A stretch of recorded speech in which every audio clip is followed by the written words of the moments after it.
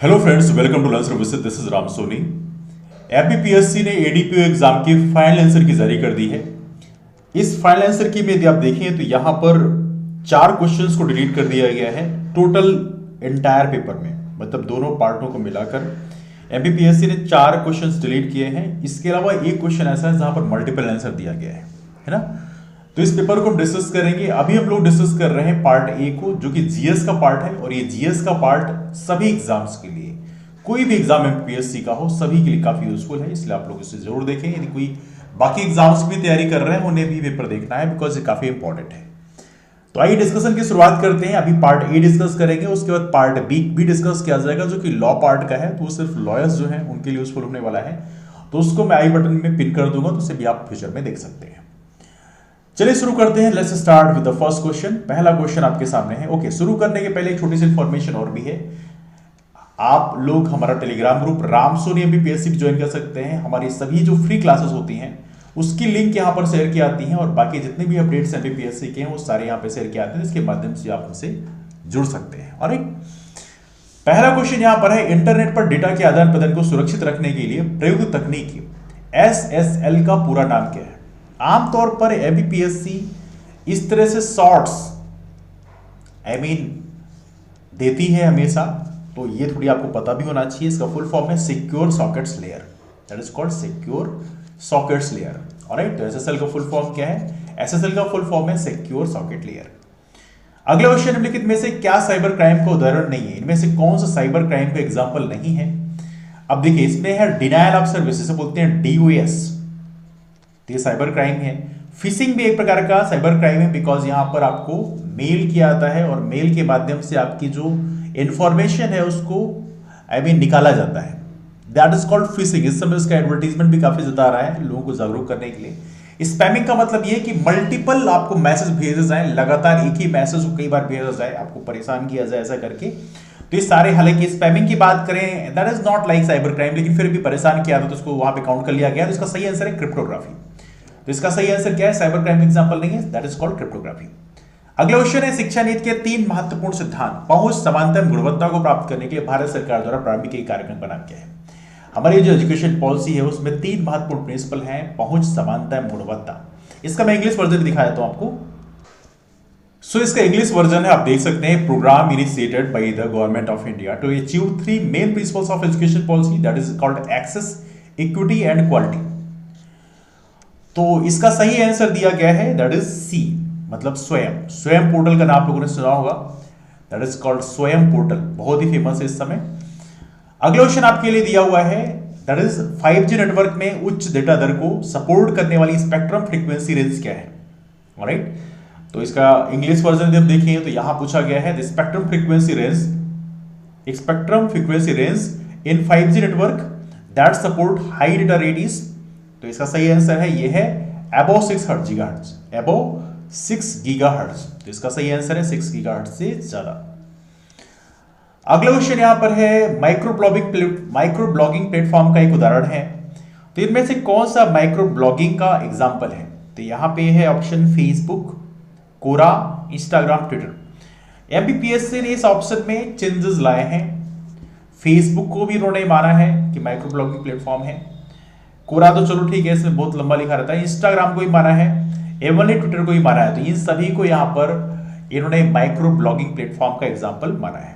तो ये तीनों आंसर इसमें सही हैं। ऑलराइट, चलिए आगे चलते हैं। यहां पर हालांकि ट्विटर की बात करें तो वहां पर तो वर्ड लिमिट भी होती है।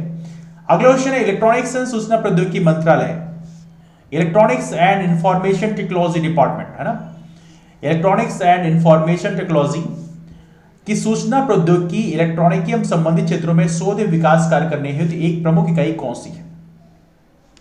तो इसका सही आंसर है सीडैक।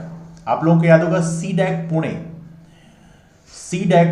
परम 8000 का नाम सुना होगा। भारत में पहला super computer that is called परम 8000 को यहीं पर इंस्टॉल किया गया था, एंड आई एम श्योर आपको याद होगा परम 8000।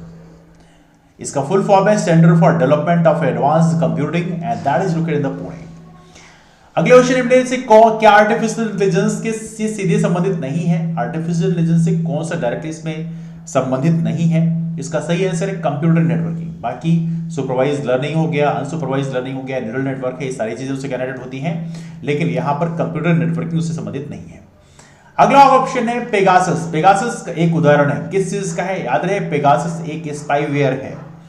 पेगासस की चर्चा पार्लियामेंट में भी काफी बार गुजरी है। ऐसा मानना है अपोजिशन पार्टीज का कि यहाँ पे गवर्नमेंट उनके मोबाइल में व्हाट्सएप के मैसेज को देखने के लिए, उनके मोबाइल का स्पाई करने के लिए, जासूसी करने के लिए इस स्पाईवेयर को छोड़ता है।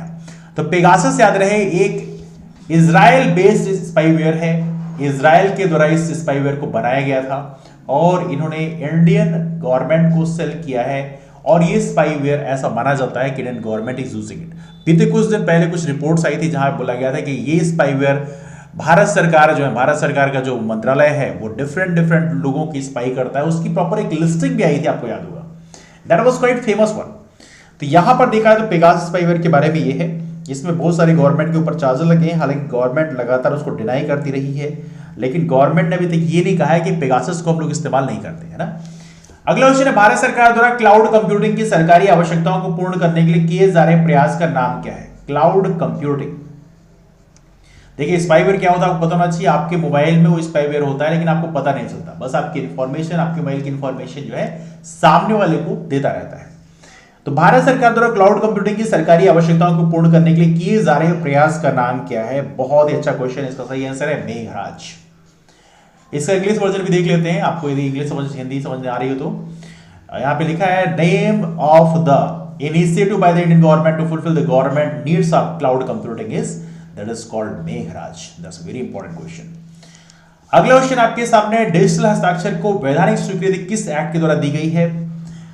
डिजिटल सिग्नेचर की बात की जा रही है यहाँ पे, इसका सही आंसर है information technology act, IT act के माध्यम से डिजिटल सिग्नेचर को एक वैधानिक स्वीकृति दी गई है, डिजिटल सिग्नेचर को एक लीगल रिकॉग्निशन दिया गया है information technology act, IT act के माध्यम से। इंपॉर्टेंट है, इसको थोड़ा सा आप लोग याद रखें। अगला क्वेश्चन आपके सामने है, वर्ष 2021-22 अग्रिम बनवाने के आधार पर मध्य प्रदेश के स्थिर भाव के आधार पर 2011-12 का जो बेस ईयर है उसके आधार पर प्राथमिकता आय कितनी है। पूछा जा रहा है यहाँ पे आपसे per capita income, that is called PCI.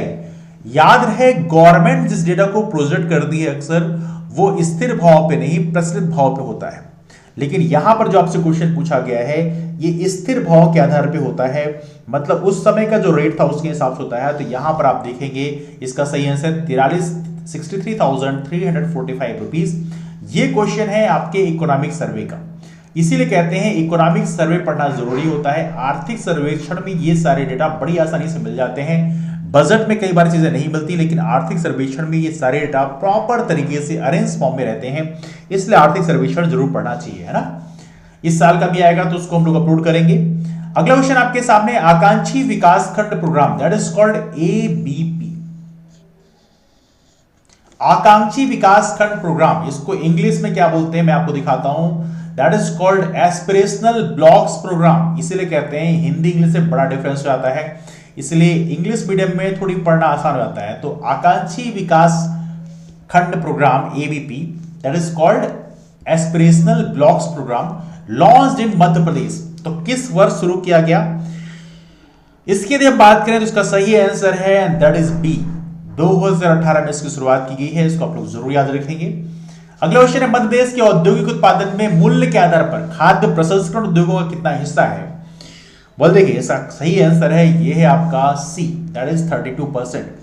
तो मध्य प्रदेश में औद्योगिक उत्पादन में मूल्य के आधार पर खाद्य प्रसंस्करण बहुत ही महत्वपूर्ण इंडस्ट्री है as of now, that is called food processing industry, इसका हिस्सा है 32%, काफी बड़ा है। किस अनाज को सामान्यतः सुपरफूड उत्तम खाद्य के रूप में देखा जाता है। इस क्वेश्चन की हम बात करें, इसका सही आंसर है दैट इज कॉल्ड मिलेट्स, मोटा अनाज, इसे उत्तम खाद्य के रूप में माना जाता है।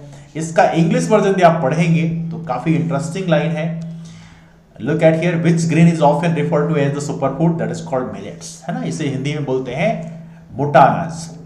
वर्ष 2011 की जनगणना के अनुसार पिछले दशक 2001-2011 में मध्य प्रदेश की जनसंख्या वृद्धि दर कितनी है। 2011 का डेटा ही पूछा आता है कि तो चूंकि 2021 का डेटा भी पब्लिक नहीं किया गया है, यहां पूछा जा रहा है पॉपुलेशन ग्रोथ रेट कितनी है। 2001 से लेके 2011 तक, मतलब आपसे डिकेडल पॉपुलेशन पूछा जा रहा है, दशकीय जनसंख्या वृद्धि दर पूछी जा रही है, और इसका सही आंसर दिया है वो है बी 20.3%। ये क्वेश्चन बहुत ही सिंपल है, सेंसस के डेटा एग्जाम में अक्सर पूछे जाते हैं, इसको आप लोग जरूर याद रखेंगे। आइए देखते हैं अगला question, let's get the next question. संविधान के किस अनुच्छेद में भारत के प्रत्येक राज्य के लिए राज्य विधानमंडल का प्रावधान किया गया है? वेल, एडीपीओ के लिए क्वेश्चन बेसिकली आसान है, तो देखा जाए तो यहां पे इसका सही आंसर है डी 168। अनुच्छेद 168 आर्टिकल 168 में ये प्रोविजन रखे गए हैं, राज्य विधानमंडल, भारत के हर एक राज्य के लिए विधानमंडल होगा, है ना, लेजिस्लेचर होगा। पंचायती राज दिवस कब मनाया जाता है? बहुत ही फेमस क्वेश्चन है, पंचायती राज डे पूछा गया है, और ये क्वेश्चन वाकई काफी इंपॉर्टेंट है, फ्यूचर में भी आप लोग याद रखना, ये क्वेश्चन लिटरली बहुत इंपॉर्टेंट अक्सर पूछा जाता है, और इसका सही आंसर है वह है 24 अप्रैल को। लोकतांत्रिक विकेंद्रीकरण, that is called democratic decentralization, that is called democratic decentralization. इसका मतलब क्या है? यहां पे कई सारे ऑप्शन दिए हैं, इसका सही आंसर है स्थानीय संस्थाओं के पक्ष में शक्तियां हस्तांतरित करना, स्थानीय संस्थाओं के पक्ष में शक्तियां हस्तांतरित करना। इसका इंग्लिश वर्जन आप पढ़ेंगे, डेमोक्रेटिक डिसेंट्रलाइजेशन का मतलब है devolution of power in favour of local bodies, मतलब पावर का ट्रांसफर करने की बात की गई है। जो लोकल निकाय हैं, स्थानीय निकाय हैं, लोकल बॉडीज हैं, उनको इंपावर करने की बात की जाती है डेमोक्रेटिक डिसेंट्रलाइजेशन में। और याद रहे, इसमें पंचायती सिस्टम में जितनी कमेटी बनाएगी, बलवंत राय मेहता है, अशोक मेहता है, एलएम सिंघवी कमेटी है, ढेरों सारी और भी कमेटीज हैं, उनके बारे में याद रखना, लेकिन इन तीन के बारे में आपको जानकारी जरूर होना चाहिए, बिकॉज इनके बारे में फ्रिक्वेंटली क्वेश्चन पूछे जाते हैं। अगला क्वेश्चन है उजबन। उजबन एक जनजातीय संस्कार है, उजबन किस चीज से संबंधित है? ये क्वेश्चन काफी इंपॉर्टेंट है। इसकी बात करें तो इसका सही आंसर बताया गया है दाह संस्कार से। उजबन, उजबन का संबंध है किससे? दाह संस्कार से, मतलब क्रीमेशन से है। क्या बता सकते हैं उजबन जो ट्राइब है, ट्राइबल राइट है, ये कौन सी ट्राइब में प्रैक्टिस किया जाता है? Any of you? Last discussion में मैंने इसके बारे में जरूर डिस्कस किया था। अगला क्वेश्चन आपके सामने पूछा गया, हु अपॉइंट्स द गवर्नर? राज्यपाल की नियुक्ति कौन करता है? राज्यपाल की नियुक्ति राष्ट्रपति के द्वारा की जाती है, और याद रहे पद की जो शपथ है वो ली जाती है उच्च न्यायालय के मुख्य न्यायाधीश के द्वारा। मतलब अपॉइंटमेंट करते हैं राष्ट्रपति महोदय, लेकिन शपथ लेते हैं उच्च न्यायालय के मुख्य न्यायाधीश। ऑलराइट, तो ये थोड़ा सा आप लोग यहां पर याद रखेंगे। निम्नलिखित में से कौन सा मध्य प्रदेश का प्रमुख कोयला क्षेत्र है? बहुत ही सिंपल क्वेश्चन है, बहुत ही आसान क्वेश्चन है, और इसका सही आंसर है that is called Suhagpur. Madhya Pradesh की one of the most important coal mine है, और सुहागपुर की यदि हम बात करें कहां पड़ेगा, किस जिले में पड़ेगा? आपके शहडोल जिले में। इसके अलावा एक छोटा सा फैक्ट और आपको याद रखना है, जो कि ये है कि मध्य प्रदेश में सबसे ज्यादा मोटी कोल की लेयर 136 मीटर कोल की लेयर पाई गई है सिंगरौली में। ये भी आपको याद रखना है। हालांकि वो जो पूरा बेल्ट है वो पूरा माइनिंग बेल्ट ही है। बाणसागर जल विद्युत परियोजना किस नदी पर अवस्थित है? वेल देखिए, इस क्वेश्चन में डिस्प्यूट पहले था, सोन नदी में है, क्योंकि यहां पे ऑप्शन में दिया था टोंस नदी, तो यहां पे इस क्वेश्चन को बेसिकली डिलीट कर दिया गया है बाद में, लेकिन इसका सही आंसर है सोन रिवर।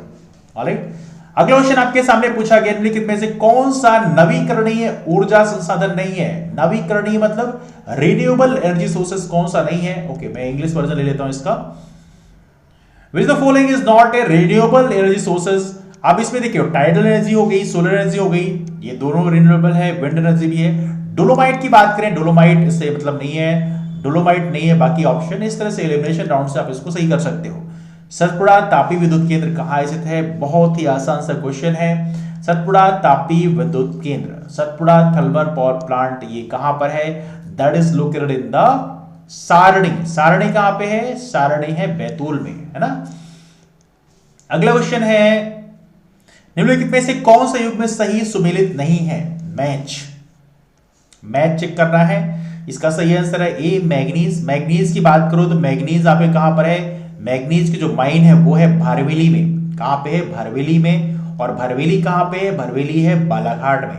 इसको आप लोग जरूर याद रखें, this is very important one. ठीक है, आगे चलते हैं। अगला क्वेश्चन है, let me bring the next question. एक छोटा सा इंफॉर्मेशन आपको देता हूं, जो हमारे नए फ्रेंड्स हैं एमपीपीएससी 2022 की आप तैयारी करना चाहते हैं, तो आपके लिए बैच कोर्स अनाउंस किया गया है 15 जनवरी से ये नया बैच को स्टार्ट होगा। उसकी इन्फॉर्मेशन आप Telegram group Ramsu navy PSC में ले सकते हैं। हालांकि हमारे नंबर पे कॉल भी कर सकते हैं, नंबर है 8826033084।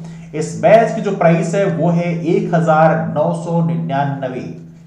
8826033084 इस बैच की प्राइस है 1999 रुपए।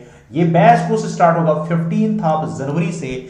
इस बैच में सारी चीजें कवर की जाएंगी, A to Z theory cover की जाएगी एमपीपीएससी 2022 प्रीलिम्स के लिए, ऑब्जेक्टिव कवर किए जाएंगे, आपकी टेस्ट सीरीज कराई जाएगी, सब कुछ everything will be given to you, है ना। अगला क्वेश्चन आपके सामने है, दर्शन एवं बीना निम्नलिखित में से किसकी सहायक नदियां हैं। देखिए दर्शन और बीना, बड़ा ही प्यारा क्वेश्चन है। इसका सही आंसर है and that is D, Betwa नदी की सहायक नदियां हैं दर्शन और बीना। बेतवा नदी का उद्गम कहां से होता है, इसके याद रखना कुमरा गांव से होता है। कुमरा गांव से बेतवा नदी का उद्गम होता है जो कि रायसेन में, और बाद में हमीरपुर में जाकर किससे मिल जाती है, हमीरपुर में जाके यमुना से मिल जाती है। तो that is basically tributary of Yamuna. अगला क्वेश्चन देखते हैं, let's bring the next question. Madhya Pradesh का सबसे कम औसत वर्षा वाला जिला कौन सा है। सबसे कम बारिश कहां होती है, 55 सेंटीमीटर, दैट इज भिंड। तो इसका सही आंसर है ये है भिंड। भिंड में सबसे कम बारिश होती है। भिंड में कौन सी जगह बता सकते हैं आप लोग कमेंट करके। अगला क्वेश्चन है, जलवायु के आधार पर निम्नलिखित में से कौन सी अवधि द्वितीय ग्रीष्म ऋतु कहलाती है। बड़ा ही प्यारा क्वेश्चन है और ऐसे क्वेश्चन आप लोगों ने बहुत कम सुना होगा। According to the climate which of the following period is known as second summer season. तो सेकंड समर सीजन किसको बोलते हैं, दैट इज बेसिकली सितंबर अक्टूबर का जो टाइम है इसे सेकंड समर सीजन बुलाया जाता है। तो इससे भी आप लोग याद रखें, सितंबर अक्टूबर का महीना द्वितीय ग्रीष्म ऋतु के रूप में जाना जाता है। अगला क्वेश्चन निम्नलिखित में से कौन सा प्रदेश काली मिट्टी के लिए माना जाता है, ब्लैक सॉइल। देखिए यहां पर आपको याद रखना है, थोड़ा सा मैप दिखा के बना के समझाते हैं आपको, बहुत ही बेसिक है। जो ये वाला बेल्ट है ये दोमट मिट्टी भी आ पाई जाती है, लेकिन मोस्टली रेड येलो सॉइल पाई जाती है, लाल पीली मिट्टी पाई जाती है ना।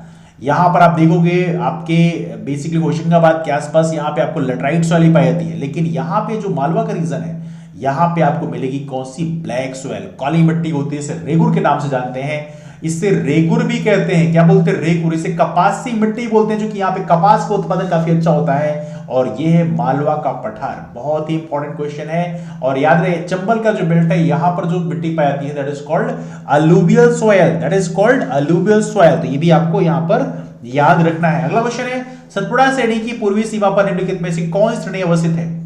सतपुड़ा श्रेणी की पूर्वी सीमा पर। अब देखिए इस क्वेश्चन को हम लोगों ने कई बार डिस्कस किया है। ऐसा देखा जाए तो बहुत ही आसान क्वेश्चन है। तो सतपुड़ा श्रेणी यदि हम बनाएं, यदि आप इस मैप को देखेंगे तो ऊपर कौन सी श्रेणी है, ऊपर है आपकी विंध्यन रेंज, नीचे है सतपुड़ा रेंज।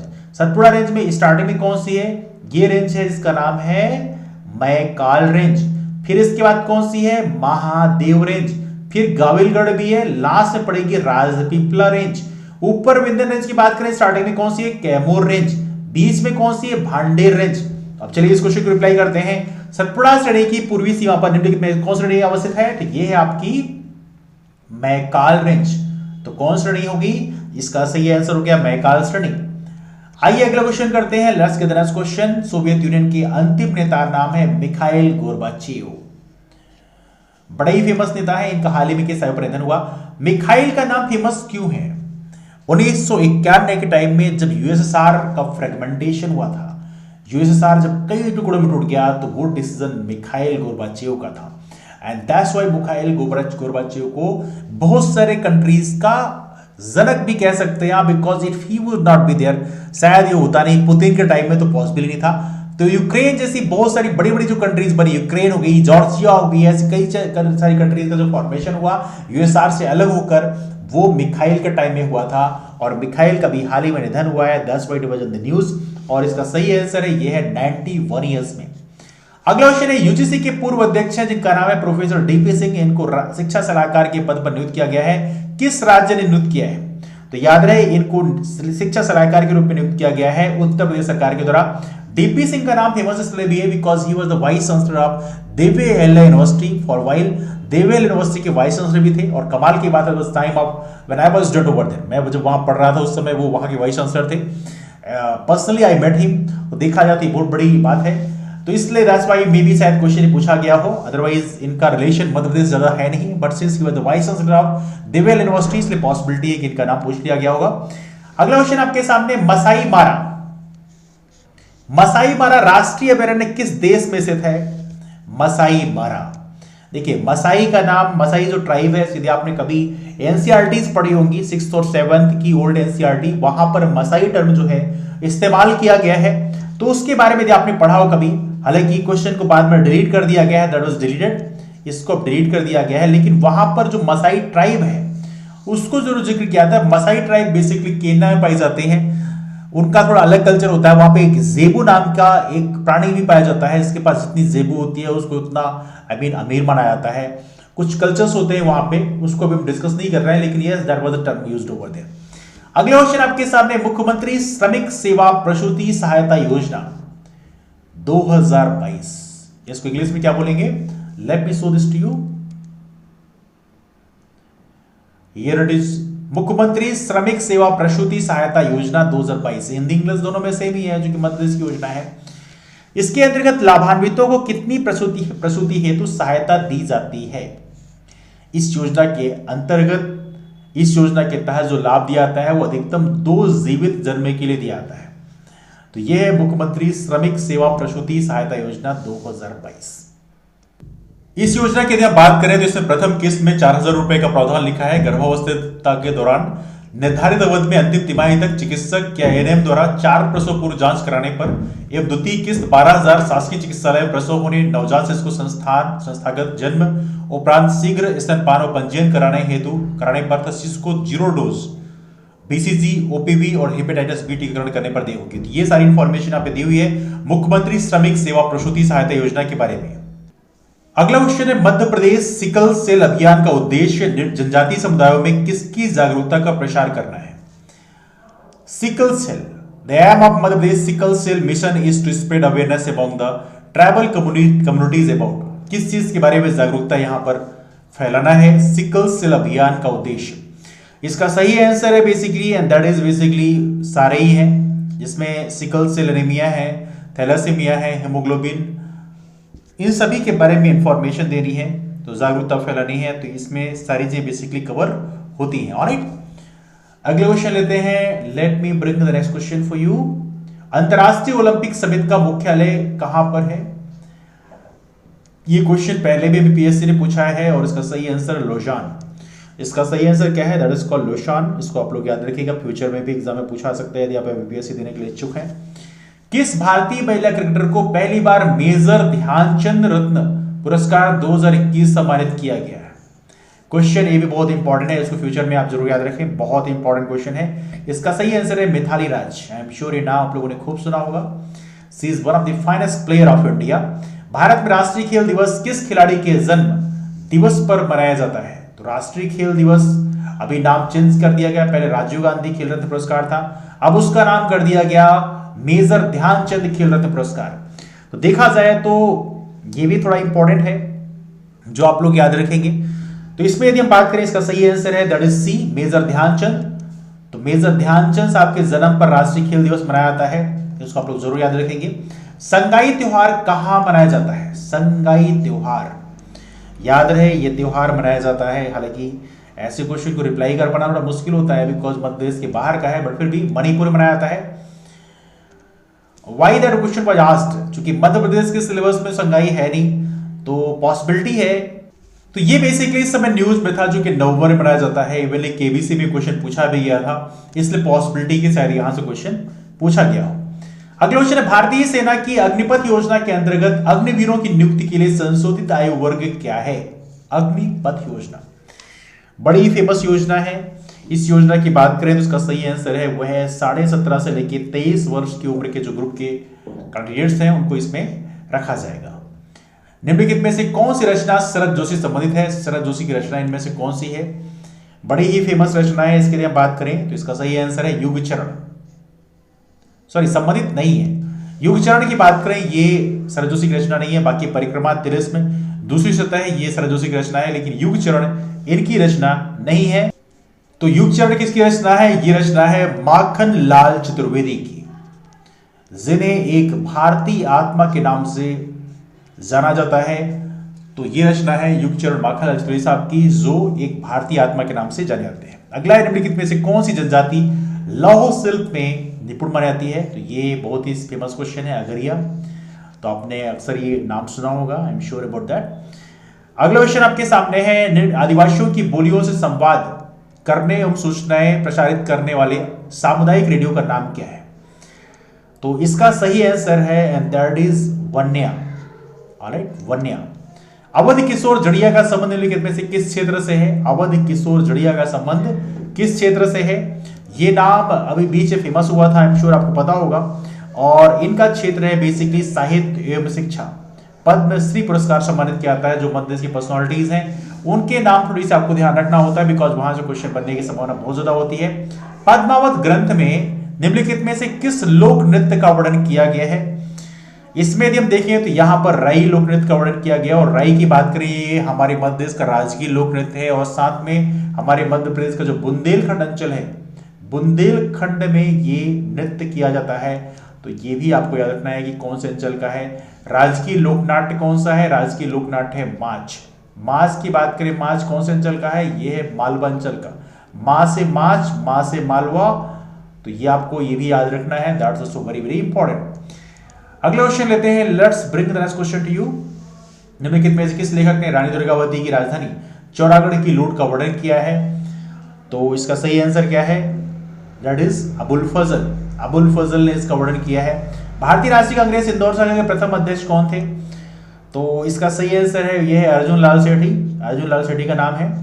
इसमें डिस्प्यूट बना था, हालांकि एमपीपीएससी ने कहा था कि आपको जिसको दिक्कत है वो इसको डिलीट करने के लिए रिक्वेस्ट कर सकते हैं, हालांकि बाद में एमपीपीएससी ने कुछ डिलीट किया नहीं है।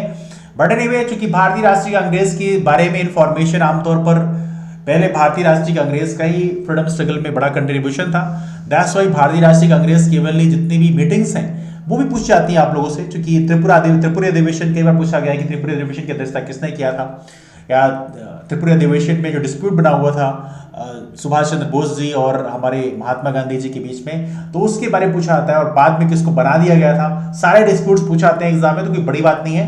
निम्नलिखित में से किस मेले का आयोजन जाम नदी के तट पर किया जाता है?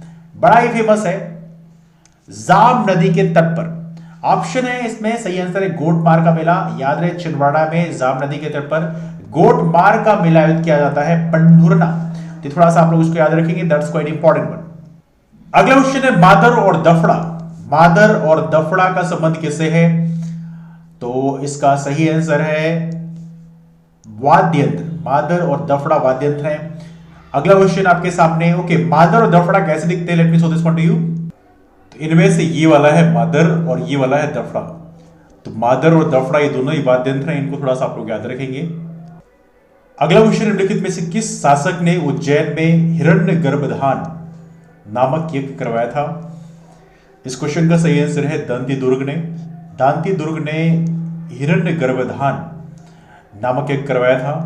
और दांती दुर्ग के बारे में याद रखें, ही was the Rashtrakuta ruler. He was the Rashtrakuta. ये भी आपको यहां पर याद रखना है, ठीक है। तो ये 50 क्वेश्चन जो कि Madhya Pradesh history, polity, geography, information communication technology, current affair, ये सारे पोर्शन को कवर करते हैं। इसके बाद के जो क्वेश्चंस हैं जो लॉ पोर्शन के हैं उसको मैं सेपरेट वीडियो में डिस्कस करूंगा। तो एडीपीयू का जो पार्ट बी है जो कि कंप्लीटली लॉ पोर्शन को कवर करता है, उसके लिए एक सेपरेट वीडियो बनाया जाएगा, उसको बाद में डिस्कस करेंगे। डिस्कशन कहीं वाइंड अप करते हैं। जो नए फ्रेंड्स हो, रामसोनी एमपीपीएससी नाम का टेलीग्राम ग्रुप ज्वाइन कर लें, वहां पे क्लासेस की इंफॉर्मेशन मिल जाती है। जितनी फ्री क्लासेस हैं वो सारी वहां पे शेयर की आती हैं। जो पेड क्लासेस हैं वो तो अलग होती हैं, लेकिन जो फ्री क्लासेस हैं और बाकी जो एमपीपीएससी के अपडेट्स हैं वो आपको वहां से मिल जाएंगे। That's all for now. मुलाकात करते हैं फिर, तब तक के लिए bye, take care, have wonderful day ahead and do not forget to hit the like button. You can share it among friends as well, and if you have not subscribed the channel, please do subscribe it. That's all for now. Thank you.